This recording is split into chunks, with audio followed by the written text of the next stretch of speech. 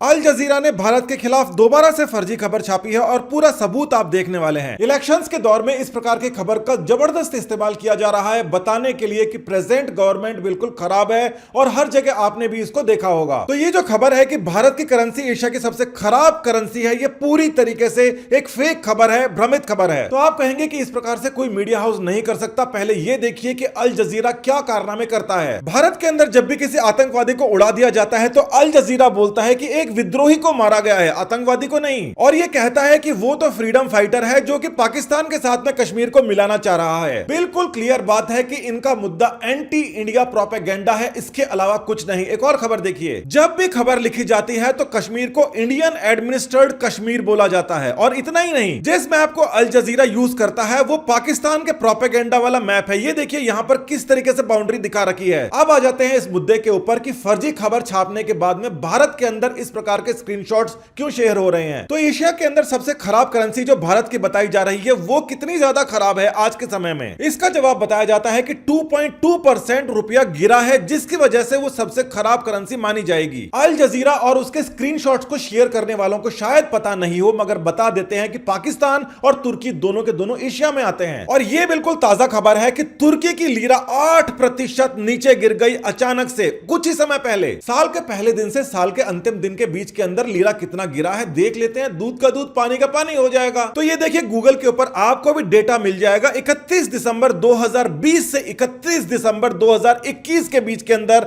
Lira का क्या हाल हुआ है दिख रहा है। तो साल की शुरुआत से लेकर अब तक लीरा आखिर गिरा कितने परसेंट है? तो इसका जवाब यह है कि साल की शुरुआत से लेकर इस समय तक लीरा 44.21% गिर चुका है। कैलकुलेशन आपके सामने है, आप वेरीफाई कर सकते हैं। पाकिस्तानी रुपए की हालत भी कुछ खास ठीक नहीं है। 176.54 पाकिस्तानी रुपए लगता है $1 को खरीदने में, जबकि साल की शुरुआत में 159 के आसपास में ही $1 आता था। देखा जाए तो यहां पर तकरीबन 10% पाकिस्तान का रुपया गिरा है। अब भारत के रुपए की बात अगर की जाए तो पहले दिन और आखिरी दिन के अंदर यह रिपोर्ट है सामने, और यहां से पता पड़ता है 73.09 से 74.37 इंडियन रुपी पहुंच चुका है। इसका मतलब गिरा जरूर है मगर 2% भी नहीं गिर पाया, क्योंकि पैंडेमिक हो गया था, सारी की सारी व्यवस्थाओं को धक्का पहुंचा था। तो एशिया की जो तीनों कंट्रीज हैं इसके अंदर भारत का रुपया ज्यादा गिरा है या टर्की का लीरा ज्यादा गिरा है? किसी ने अगर 10वीं भी नहीं की, 6ठी पास की है तो भी समझ में आ जाएगा कि 2% का गिरना 44% के गिरने से कम गिरना माना जाता है। और 0.25% करेंसी का ऊपर नीचे आना कोई बड़ी बात नहीं होती। भाव थोड़े बहुत ऊपर नीचे होते हैं, वही थोड़ा बहुत ऊपर नीचे आया है। कुछ समय पहले अल जजीरा की बिल्डिंग को गजा के अंदर इजराइल ने उड़ा दिया था और कई लोग बोल रहे थे कि मीडिया हाउस के साथ में ऐसा नहीं करना चाहिए। अब यहां पर अल जजीरा ने जो झूठ बोला है और किस लिए झूठ बोला है कि उसको कोई पकड़ भी ना सके,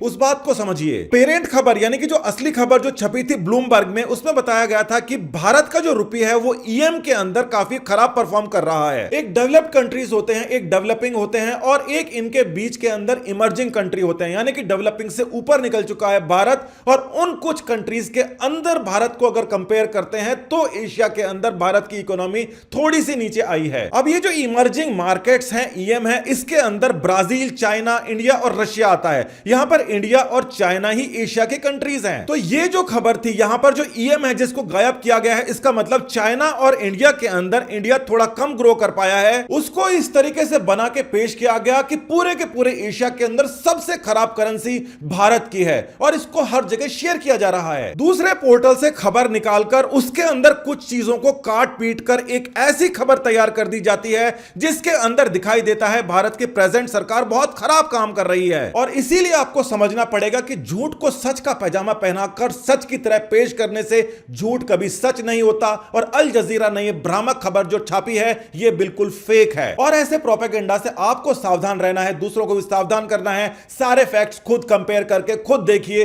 कितना झूठ है यहां पर। नमस्कार, धन्यवाद, जय हिंद।